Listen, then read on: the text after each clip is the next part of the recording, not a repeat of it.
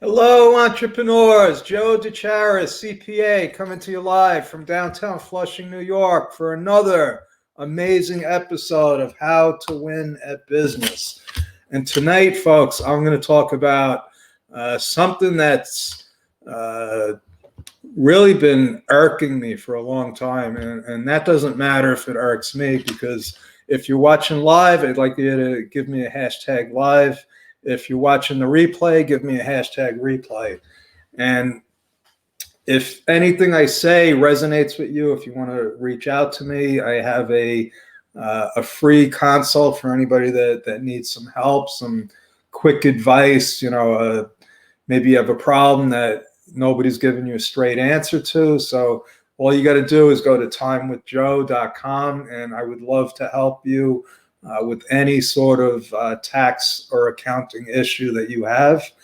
And tonight I'm going to be talking about what triggers an audit. People fear the IRS. And I understand that, and they should be feared. They're the biggest collection agency in the world.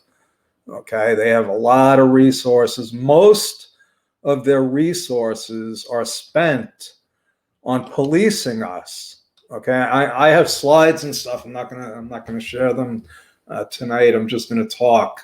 But there's 4 different divisions of the IRS. One of them is responsible for self-employed individuals, small business owners, which is the bulk of all the businesses that exist. There's over 30 million businesses in the US. 25 million of them are still classified as sole proprietors. And that's where a good portion of the IRS's resources are allocated to. That's the truth. They're not here to serve us. The IRS is not here to serve small businesses. So once you understand that, you can start to realize what you need to do to protect yourself. And it really is a case of, trying to protect yourself against the machine, and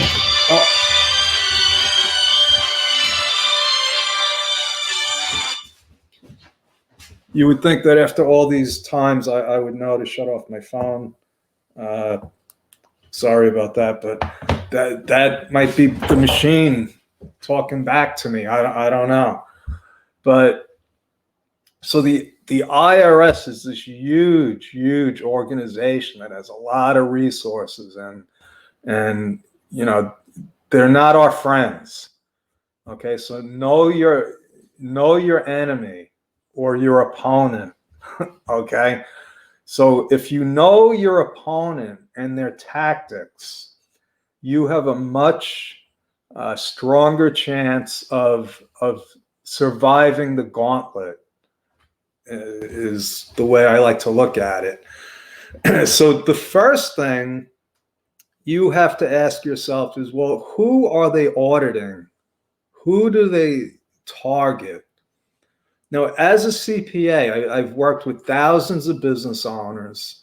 I have handled hundreds and hundreds of tax audits, all kinds of tax problems, thousands of tax notices, any kind of situation you can think of.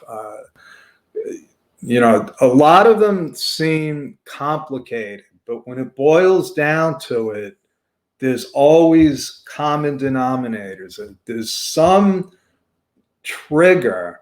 There's some reason why somebody got audited. So in my experience, the people that get audited the most are sole proprietors. Not because there's more of them. I'm talking percentage-wise. If you're a sole proprietor, you're 1,000 times more likely to get audited than a corporation.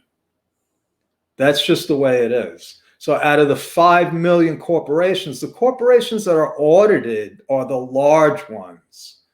The IRS actually has offices in, I'm talking about things like companies like Amazon and IBM and Google. They're there full time. They might have a whole floor, and they're looking at everything that's going on, okay? That's not what I'm talking about. The smaller corporations, the people that have corporations that are grossing, 50, 100, 500,000, a million. But that's the bulk of the corporations, okay, when it comes down to it. When you look at the numbers, percentage-wise, and you compare it to who gets audited, by hands down, it's sole proprietors. Now, you won't find these statistics anywhere on the internet. They're not going to be public knowledge. The IRS is not going to acknowledge, who they audit and why. You're not going to get it. This is inside information, if you want to call it that way, if you want to call it that. This is based on years of experience being in the trenches with clients.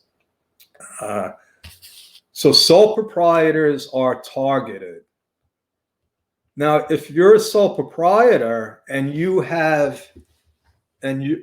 doing it yourself, that's even worse. Okay, so sole proprietor doing it yourself. Okay.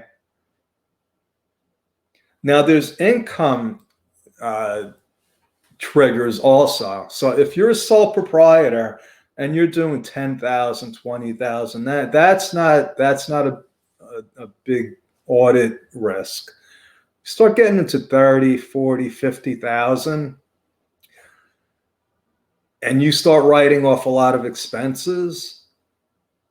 It's pretty much common knowledge that, not common, but if you're over 125,000 on a Schedule C and you're doing your own return, you are seriously at risk. If you're doing your tax return on TurboTax, and I'll tell you why, it's pretty simple. When a CPA or an enrolled agent or a tax attorney does your return and they sign it as a professional with their identification number, the IRS, they say, hey, this guy, this professional has been doing this for a long time, and his track record is nobody's ever, there's no problem.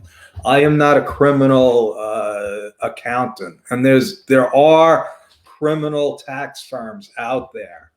So, that's another story. So if you're a sole proprietor and you're getting your return done by some shady schlock firm, you're at risk. Okay. So why do they target the sole proprietors that are doing their own return? Because most of the time they're commingling stuff. They're sloppy. Sole proprietors are all over the place. Most sole proprietors are just trying to figure it out. And the last thing they're thinking about is, creating books and records and having things reconciled. So the IRS knows this. It's like shooting fish in a barrel. And that's the story, folks. As a CPA, I have had one client audited. No, as a CPA, I've had 0 clients audited. And the only reason I could think of is that because I have a CPA designation, and because I've never, committed I've never committed any kind of fraud. I've never had a client accused of fraud or tax evasion. And so that counts. That counts. Now, if you're with a criminal firm, which I have worked for criminal firms, and I left because once I found out that they were criminals, I didn't want to work there anymore. They got a lot of people audited because of their track record. So it's simple. It's pretty simple. If you don't want to get audited, you need to have an accountant, number one. Number two, if you're in business and you're doing any kind of, or plan on doing any kind of business, I mean, as an intentional business owner, as an intentional person, not putting your head in the sand and looking at what you're actually doing. If that's you, then you should be a corporation, either a C-corp or an S-corp, because they just don't get audited. So it's pretty simple. If you don't want to get audited, take your business, create an S-corp or a C-corp, depending on your current tax situation. And the chances of you getting audited go from, maybe 3% to 0.00001%. So that's my story, folks. I'm sticking with it.